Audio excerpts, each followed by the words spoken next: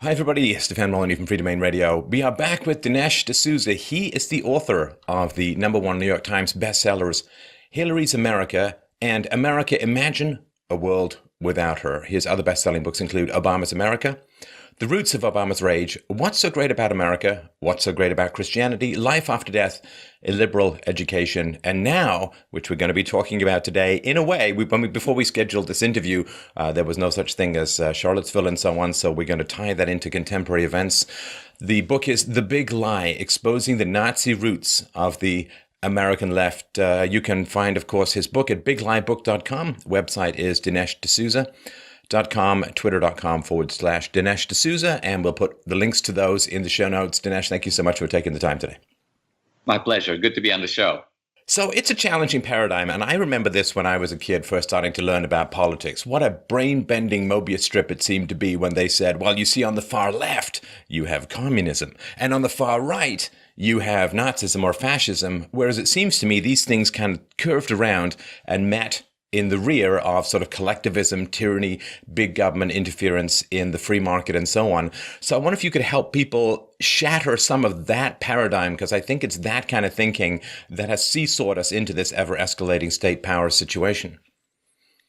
Well, the notion that communism is on the left and fascism on the right was given a certain kind of visual corroboration when in World War II, you had the Soviet Union, the communists on one side, you had the fascists, Hitler's Germany and Mussolini's Italy on the other side.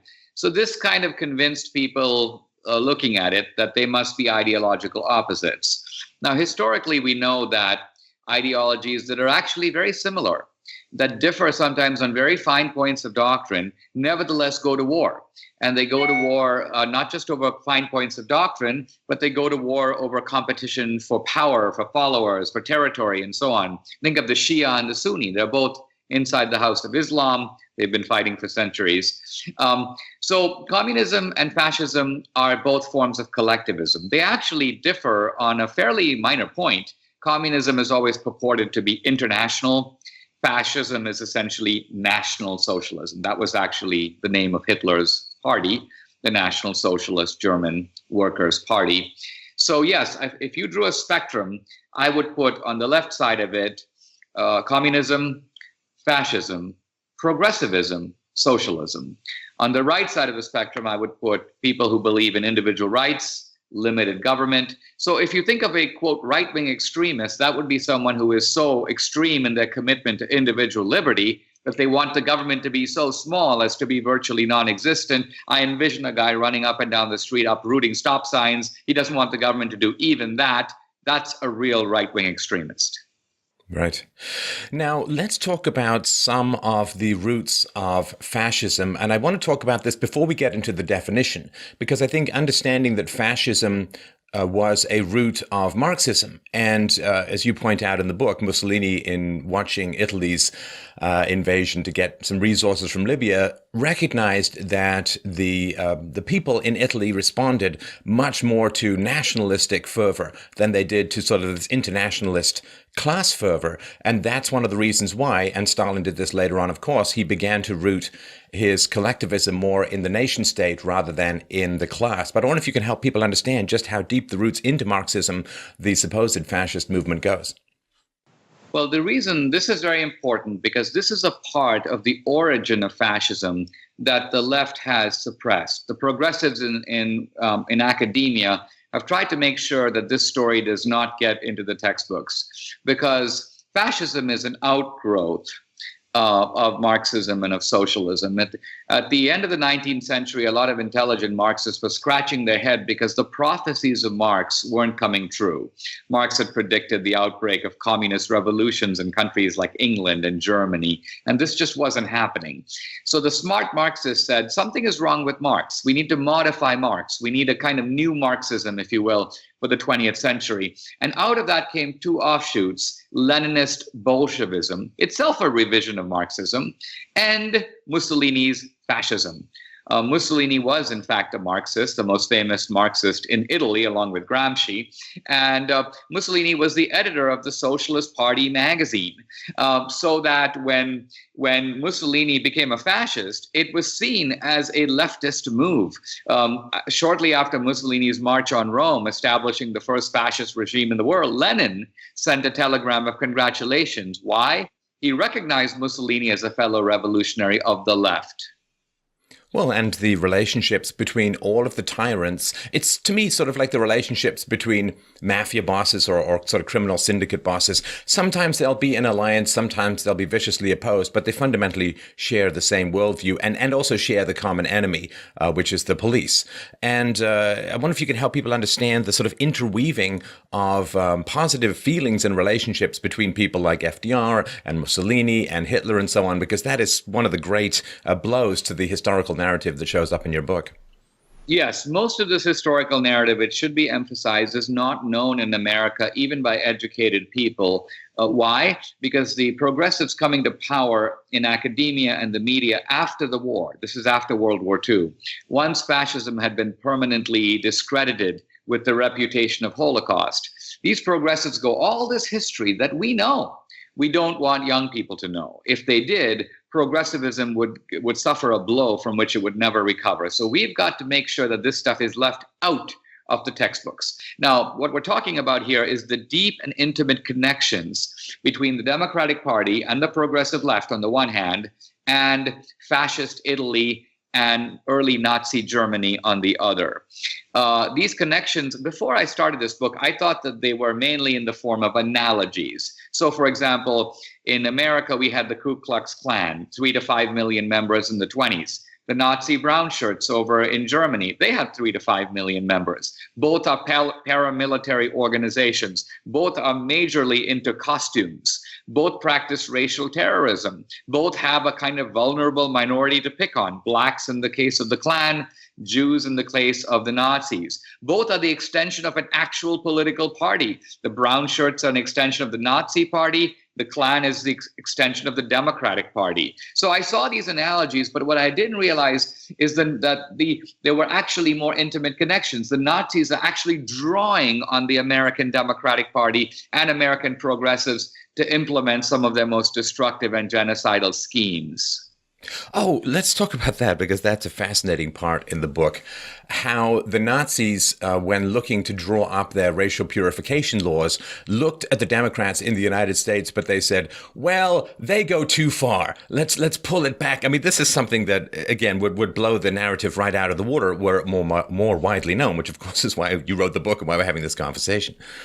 Well, I have to credit the Yale historian James Whitman for discovering this, but Whitman is himself a leftist, and he tries to cover up the significance of his own findings by not blaming the Democrats, but just by blaming America. America is to blame. Now, here's what he's talking about. He's talking about 1935, when the Nazis, the senior Nazi officials, the head of the Justice Department and so on, who are drafting up the Nuremberg Laws, which would turn Jews into second-class citizens. These are laws that would segregate Jews into ghettos, forbid intermarriage between Jews and other Germans, confiscate later the property of Jews. So these Nuremberg laws, it turns out, were directly based on the blueprint of the Democratic Party laws in the Jim Crow South. It should be remembered that every segregation law in the South was passed by a Democratic legislature, signed by a Democratic governor, enforced by Democratic officials. This is why Whitman ultimately is part of the big lie. He's trying to put the blame generically on America when it falls squarely on the Democratic Party. But yes, the Nazis basically take the Democratic laws, they cross out the word black, they write in the word Jew, and they're almost home free. But then, what you alluded to, one of the Nazis raises a very interesting question. Who is a Jew? He points out that there's been intermarriage over the centuries between Jews and other Christians. So how do you decide if somebody who's a quarter or half or three-quarter Jewish, do they qualify and count as Jews? So the Nazis then once again turn and say, well, how do the Democrats solve that problem in America? And they discover that in America, the Democrats have the one-drop rule. The one-drop rule is basically if you have any discernible trace of black ancestry, even one drop theoretically, you're black. And the Nazis look at each other and they decide, they go, that's too much. In other words, here are the Nazis saying the Democrats are too racist even for us. We can't say that if you have one drop of Jewish blood, you're Jewish. So in the end, the Nuremberg Laws required, in order to be Jewish, you have to have 3 Jewish grandparents, and then some other considerations are added about how orthodox you are in practicing and so on. But bottom line of it is the Nazis took a softer line on the question of defining racial identity than the even more racist Democrats. Yeah, I think that's quite fascinating as well. And there also is a very strong attempt to, of course, separate these two ideologies and place them in opposition as a way of, I guess, obscuring their common roots. And we can see, of course, this going through Wilson and, as you point out, FDR and some of the other American presidents on the left or from the Democrats, and how much they seem to follow the fascist model of controlling business while still allowing for nominal private ownership. Yeah, some of the people, watching this program might say, well, Dinesh, this is very damning information indeed, but we're arguing about history, and I think for young people, ancient history. What does this matter today? And I would say, listen, first of all, the ideology of the Democratic Party now, its economic ideology, is essentially indistinguishable from fascism. It's actually closer to fascism than it is to, say, Marxian socialism. Consider this. Socialist countries like to nationalize private industry. In my native country of India, the socialist governments since the 1940s would take over the banks. They would try to take over the energy sector. They'd try to own the airlines and so on. Now, in America, we don't have that. Even under Obama, look at Obamacare. We have private hospitals. We have private health insurance companies, but the government tells them what to do. The government sets the prices. The government decides who's eligible. So we have state-directed capitalism. We've seen that in the banking sector, in investment houses. We've seen it in the energy sector. So this state-directed capitalism much more closely approximates classical fascism than it does classical socialism. Well, and one of the things it does is it provides a wonderful scapegoat. One of the problems with communism, among its many moral problems, is the problem that if the state owns the means of productions, then of course the state is terrible at producing things. And the state then gets blamed. But if you have this sort of category of people who nominally own the businesses, when the businesses fail to produce, the government can say, well, it's these terrible businessmen, they're to blame and so on. So it actually creates a scapegoat for the inefficiencies of state control that serves the powers that be quite a bit.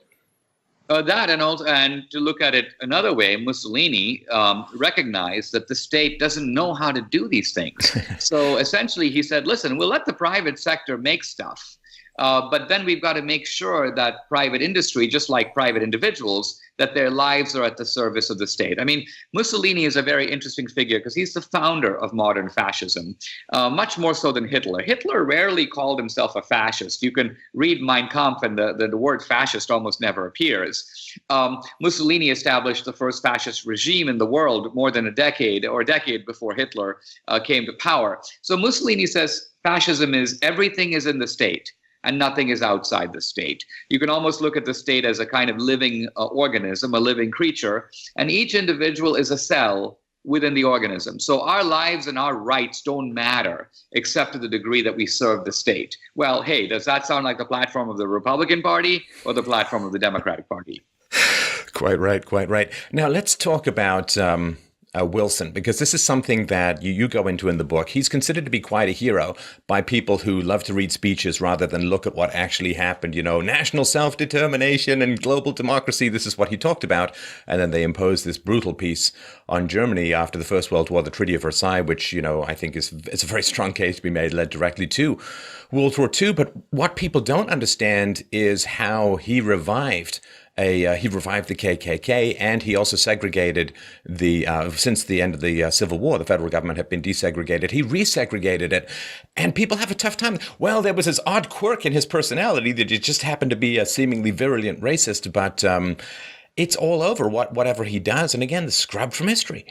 I love the way that these progressive historians treat this material. They'll say, oh, They're scratching their heads over why Wilson would screen a pro-Ku Klux Klan movie in the White House. The historian Ira Katznelson of Columbia writes a whole book called Fear Itself. He goes, it's extremely puzzling that FDR cut a deal with the Democratic racists to block anti-lynching legislation and exclude blacks from New Deal programs.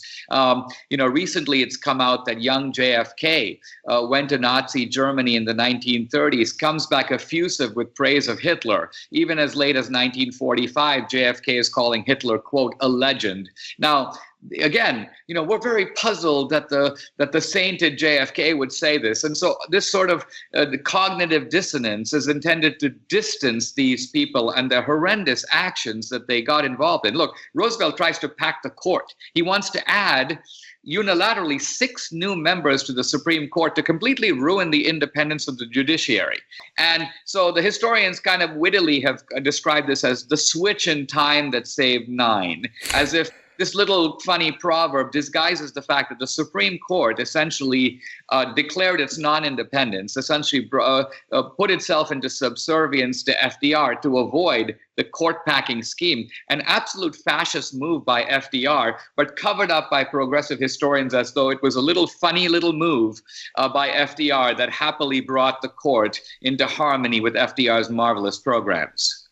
Well, it's a funny thing, too, because that's becoming so lost in time, Dinesh, that I don't think people remember that there was a time in America where your right to property was considered as sacred as your right to free speech or your right to own a weapon and so on. And I really think, as you make this very strong case, it was in the 1930s that really fell apart. I think it's interesting that we keep hearing now how the two parties supposedly switched places, that the Republican Party in a sense, became the Democratic Party, and the Democratic Party became the Republican Party. And this is complete nonsense. And what I mean by that is that the core idea of the Republican Party now is identical with what it was in 1860. Let me put it this way. In defining slavery, Abraham Lincoln said that the essence of slavery was represented in the phrase, "You work, I eat."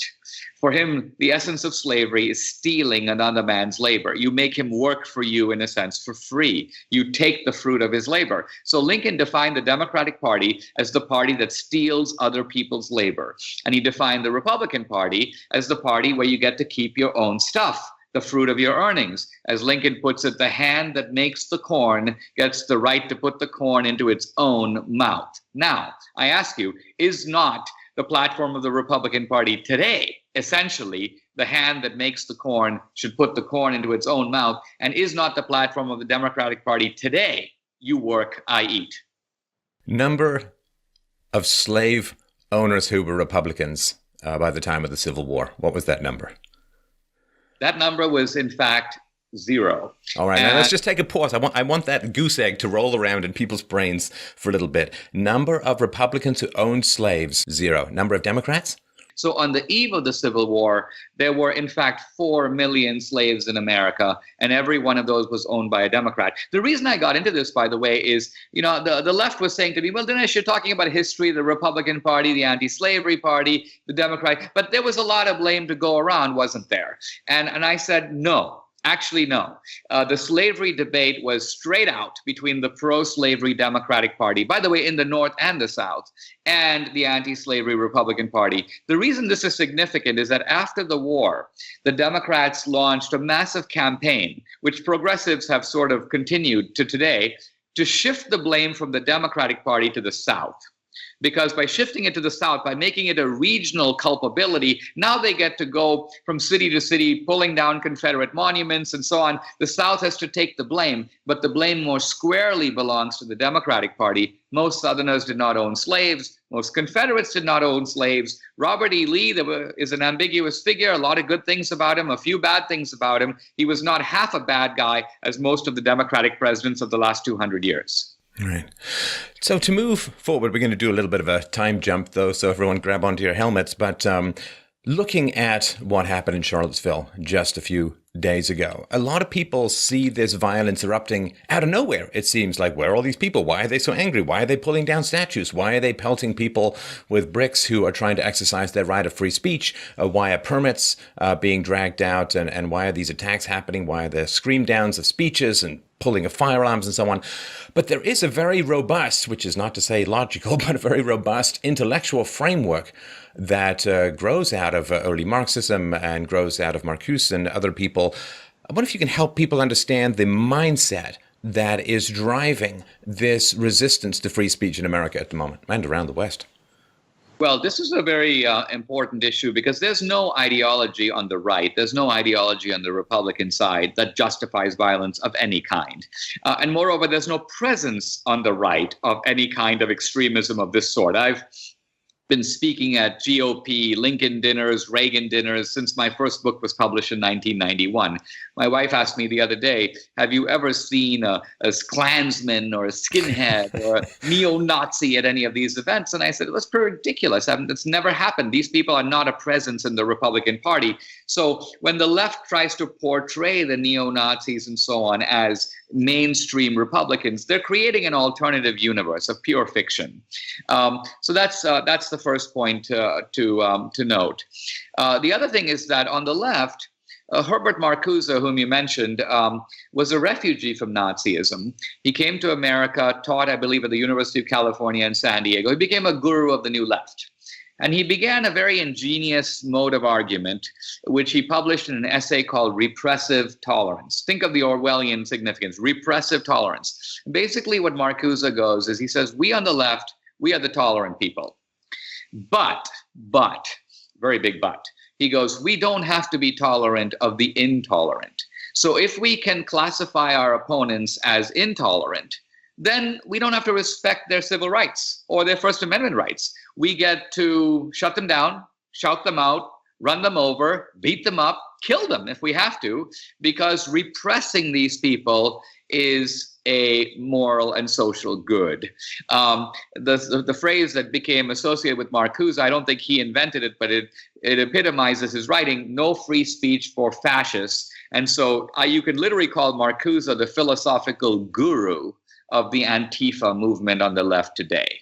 Well, and they believe, I think very strenuously and sometimes violently, they believe, of course, that the disasters of Nazism arose from the public dissemination of particular ideas, and therefore it is a matter of elemental self-defense to prevent the spread of those ideas by any means necessary, because they are a toxicity that causes the deaths of millions and represses and concentration camps and Holocaust and so on.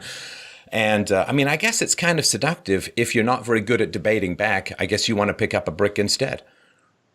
Well, this is why the charge of fascism that is made against Trump and the right is not a mere insult. Some people say, well, it's just rhetorical excess. These people don't understand what they're saying. But what it's the purpose served by this accusation is to justify a whole bunch of extreme and kind of unusual measures taken by the left that would otherwise be completely inexcusable. I mean, trying to pressure electors to change their commitments, mainstream Democrats refusing to attend the inauguration, disrupting the inauguration and breaking up the festivities, sending masked thugs to campuses to drive rare conservatives who show up to chant, preventing them from speaking. Now, if we did this to Obama, the result would be absolute apoplexy, but it's considered to be warranted in the case of Trump. Why? Because the meta story is that, well, Trump is sort of like Hitler in 1933. And if we had to do some crazy stuff to get rid of that guy, think of all the carnage that would have been prevented later. So the fascism meme, if you will, is not innocent. It's serving the purpose of covering up a lot of excess extremism and sheer thuggery on the left. Let's talk a little bit about Martin Heidegger, who's one of the, when I was studying this stuff in college, I read some Heidegger and so on. And then it came to somewhat of a shock to me somewhat later when I found out that he was significantly pro-Nazi. Now, that's not the kind of thing you think would just get swept under the rug. Yet because of his involvement in developing some of this philosophy, again, he seems to have been whitewashed from any of these associations. It really is quite astounding. Yeah, now Heidegger is a genuinely profound and important thinker. Some people consider him the leading philosopher of the 20th century. I don't mean in what I'm about to say to diminish the importance of his philosophical work, but here's the important point. Heidegger has become a hero on the left. Why? Because he is an enemy of technological capitalism. He hated America. He was a apostle of a kind of deep environmentalism that saw the earth, in a sense, as having its own claims. He was an anti-humanist, if I can put it that way. And so the left loves Heidegger.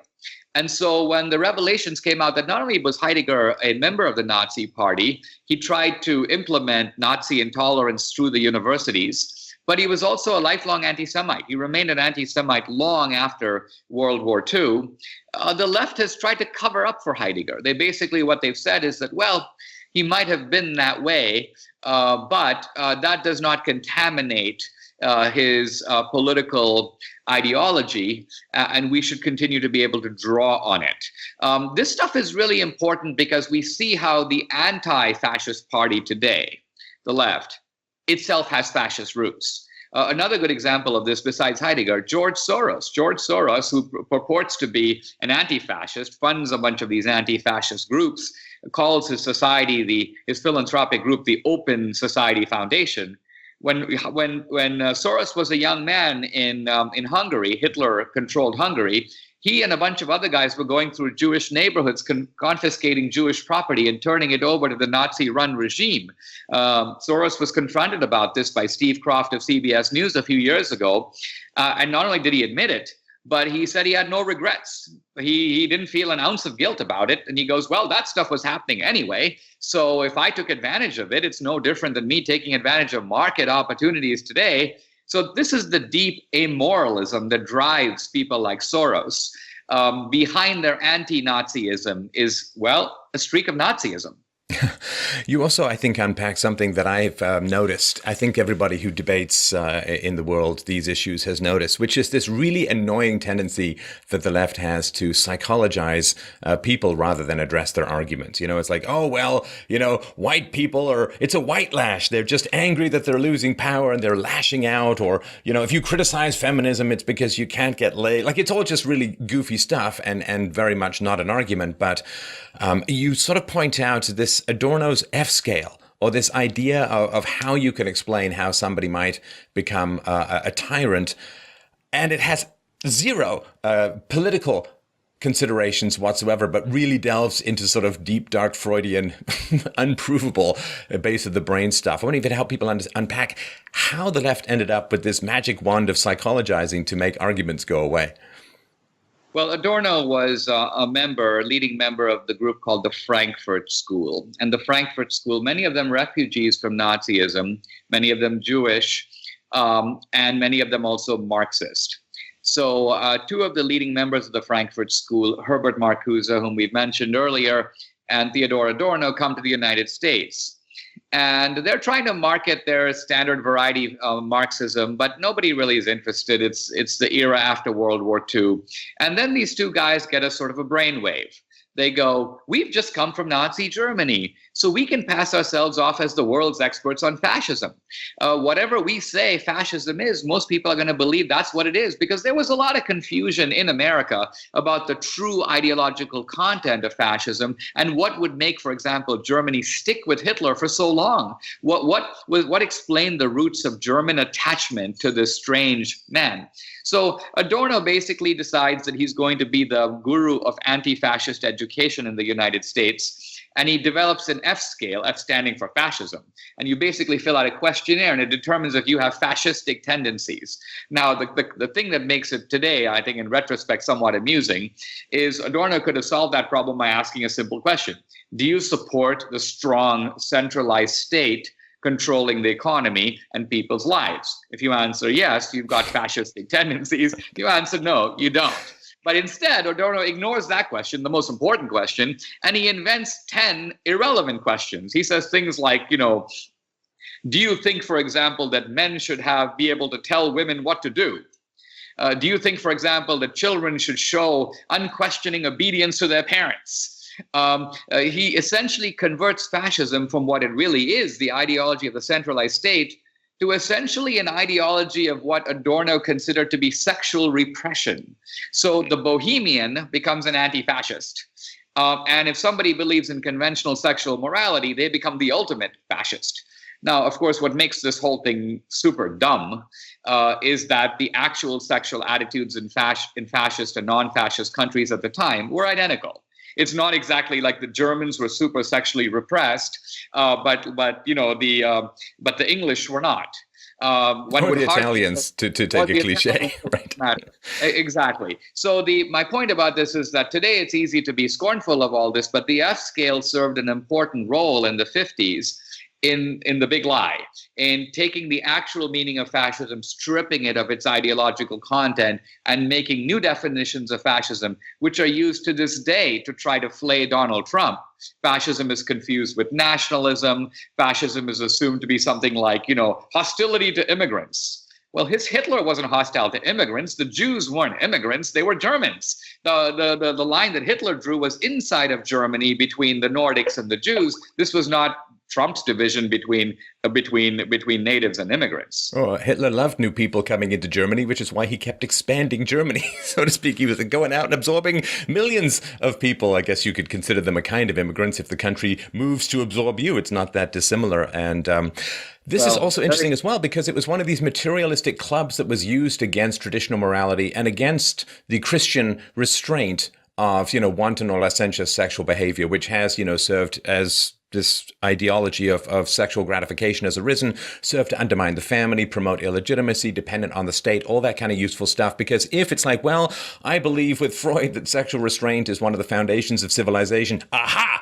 you're a fascist. And it became kind of cool and hip to have these, flea bag orgies that spread STDs like wildfire.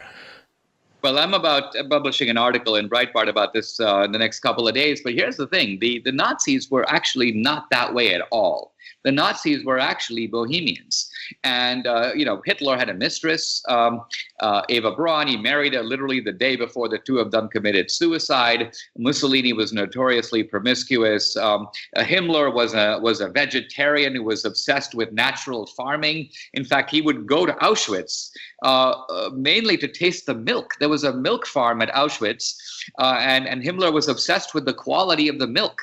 And so these Nazis were crazy characters. When Hitler showed up to get rid of these brown shirts, most of the brown shirts were having a gay orgy when Hitler showed up. He shows up at this hotel. The rooms keep opening, and the brown shirts keep coming out two by two. In fact, one of the guys named Heinz jumps up totally nude and says, "Heil Hitler!" And Hitler basically says to him, "If you're not dressed in 5 minutes, I'll have you shot." So again, this does not exactly sound like what happens at the National Review or the Republican National Convention. You're much more likely to see it at the Democratic National Convention. Well, and also when one of the Nazi leaders was saying, this gay thing in the brown shirts not doing us a lot of good, Hitler's like, whatever they do, I don't care. In the privacy of their own bedroom, what matters is that they're an effective fighting force. I guess he went more Sparta than middle century U.S. military, and that's something to remember as well. Yeah, I think when we look today to try to trace the fascism that is in the institutions now, look, first of all, what the left is so determined to do, the reason they want Trump to call out the white supremacists is they want to put all the attention on these ragtag guys who have very little influence in American society. The white supremacists don't have the power to keep a book out of a library. They don't have the power to decide what students read. They can't drive conservative or liberal speakers off the campus. They just don't have that kind of power. And sorry to interrupt, but they don't own the media. They don't own academia. They don't own the mainstream news outlets. They are inconsequential in the larger sphere of, it's not even David versus Goliath. It's like Flea on a distant mountain versus Goliath. And that's why Goliath is trying to take his own fascism and impose it on the flea, because the more dangerous fascism in America today is in the institutions. It's not even Antifa. It's the Hollywood boss who gets to say who works in the industry. It's the dean who controls $1 billion endowment who gets to exclude a whole swath of conservative thought from the campus. It's the ability of the media to bludgeon people into submission, to threaten to humiliate them and destroy them and make them pariahs if they don't pay obeisance to the prevailing ideologies. The Nazis call this Gleichschaltung, which means coordination, but it really refers to beating the whole society using the institutions of culture, media, film, the state, against your opposition to make them cower before you. And that's what's going on right now. The reason Trump is such a renegade is he refuses to cower before these guys. Mitt Romney will cower. McCain will cower. Conservative intellectuals are perfectly happy to do genuflections, but Trump won't do it. And I think he's stronger for it. Oh, yeah, no, I mean, there was a tweet that basically was Mitt Romney just yesterday basically put out a tweet saying, yeah, I'm pretty much fine with Antifa because I consider them anti-fascist. And it's like, well, that's not great. Now, let's close off, Dinesh, if you don't mind, with just talk about some solutions. Having identified these challenges, what is it that people can work towards to try and turn this around? Well, the first solution, I think, is to be informed. And I don't mean be informed in a generic sense. I mean, have at your disposal, in your quiver, the arrows to shoot down the big lie. In my last book and movie, Hillary's America, I tried to shoot down the race card, show how bogus it is. It's the Democrats transferring responsibility for their own bigotry onto the Republican Party, which tried to stop them. This is going on again with the fascism card. The real fascists are on the left. Fascism is a leftist ideology. They're trying to project it onto the right. You need to have the weapons to be able to shoot them down. Second, I think we need to enforce the law across the board.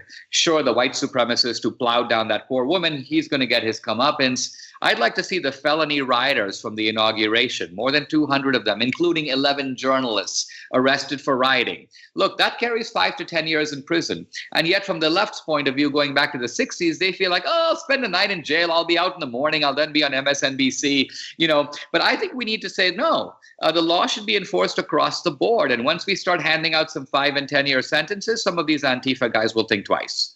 Right, right. And I wanted to also, the only criticism I had of the book myself was that, when I'm going to do one of these interviews, Dinesh, I go through and I highlight what I think are the very important things.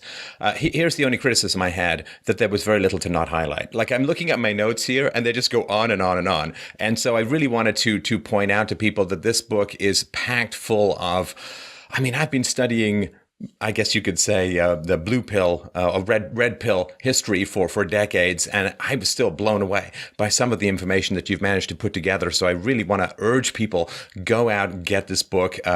It will make you a very fascinating dinner party conversation. You might even get to finish your second course before being thrown out into the street. And I really want to remind people, the book is BigLieBook.com, the website, DineshD'Souza.com, Twitter.com/Dinesh D'Souza, and check out Dinesh's books and movies. They're fascinating, and it is like being re-gifted truth after a century of lies. So I really want to thank you for taking the time to get today, and I hope we get to talk again soon.